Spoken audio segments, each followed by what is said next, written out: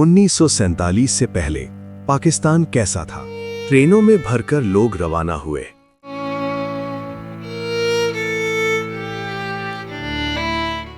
उन्नीस से पहले पाकिस्तान कैसा था? ये कहानी है उस जमीन की जो आज पाकिस्तान के नाम से जानी जाती है।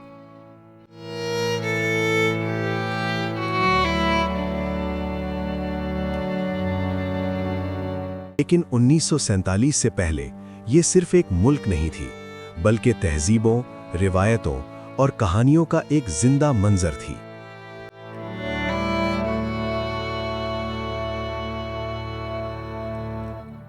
ये कहानी है उन लोगों की जो मुस्कुराते भी थे, मेहनत भी करते थे और धीरे धीरे एक ऐसे ख्वाब की तरफ बढ़ रहे थे जो दुनिया का नक्शा बदल देने वाला था।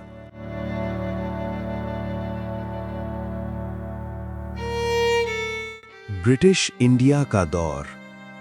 1947 से पहले पाकिस्तान कोई अलग मुल्क नहीं था।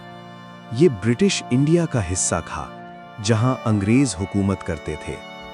पंजाब की जरखेज जमीन, सिंध के दरिया, बलोचिस्तान के पहाड़ और सरहदी इलाके सब एक ही निज़ाम के नीचे थे। शहरों में अंग्रेजी इमारतें खड़ी हो रही थीं, रेलवे लाइंस बिछ रही थीं और बाजारों में हर रंग, हर जबान और हर मजहब के लोग एक साथ नजर आते थे। लेकिन इस खूबसूरत मंजर के पीछे एक गैर बराबरी का निजाम भी छुपा हुआ था। रोजमर्रा जिंदगी। गांव की जिंदगी बहुत सादगी से भरी होती थी। सुबह सूरज के साथ लोग उठते, खेतों का रुख करते और दिन भर मेहनत करते। कोई बैलों के साथ हल चला रहा होता, कोई पानी भरकर ला रहा होता और बच्चे मिट्टी में खेलते हुए हंस रहे होते।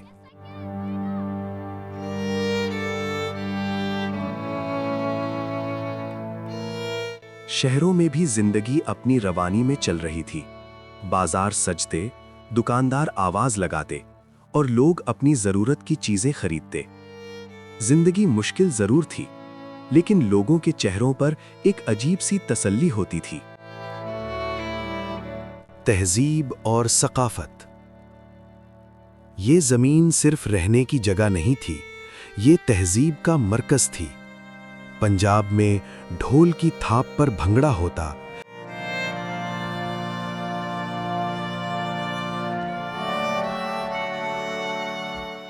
सिंध में सूफियाना कलाम रूहों को सुकून देता और हर इलाके की अपनी पहचान, अपनी रिवायत होती।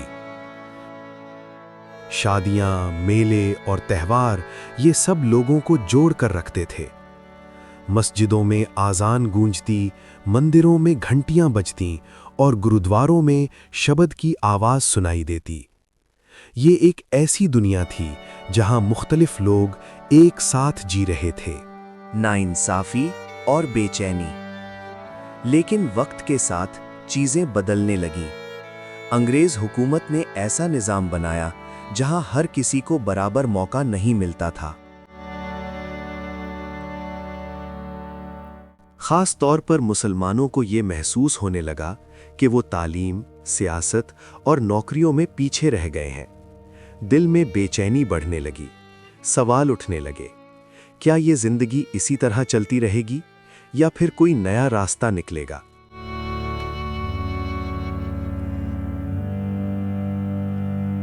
आजादी का ख्वाब। फिर धीरे धीरे एक ख्वाब जन्म लेने लगा।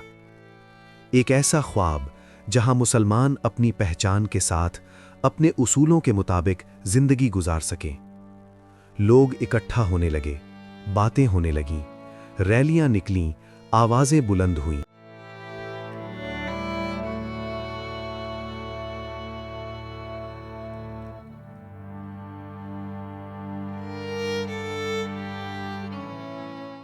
ये सिर्फ सियासत नहीं थी, ये जज्बा था, एक उम्मीद थी, एक नई सुबह का इंतजार था।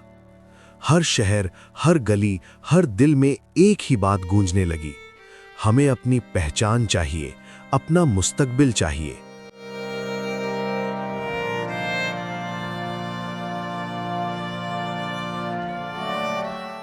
तक़सीम का दर्द। फिर आया वो साल 1947, जब एक लकीर खींच दी गई और सब कुछ बदल गया।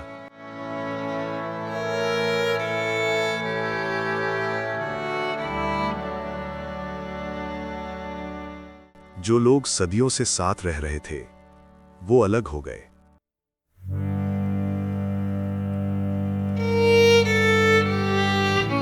घर छूट गए, यादें रह गईं। लोगों ने अपनी पूरी जिंदगी पीछे छोड़ दी, सिर्फ एक नए मुस्तकबिल के लिए।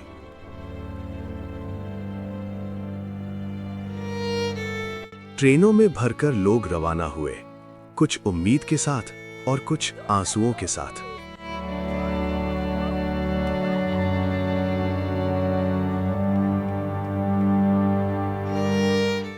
ये सफर सिर्फ फासलों का नहीं था, ये सफर दिलों का था, जो टूट भी रहे थे और नए सपने भी देख रहे थे। और फिर इस सब के बाद एक नया मुल्क वजूद में आया, पाकिस्तान। ये सिर्फ जमीन का टुकड़ा नहीं था, ये उन लाखों लोगों के ख्वाबों का नतीजा था जो मुश्किलात के बावजूद आगे बढ़ते रहे।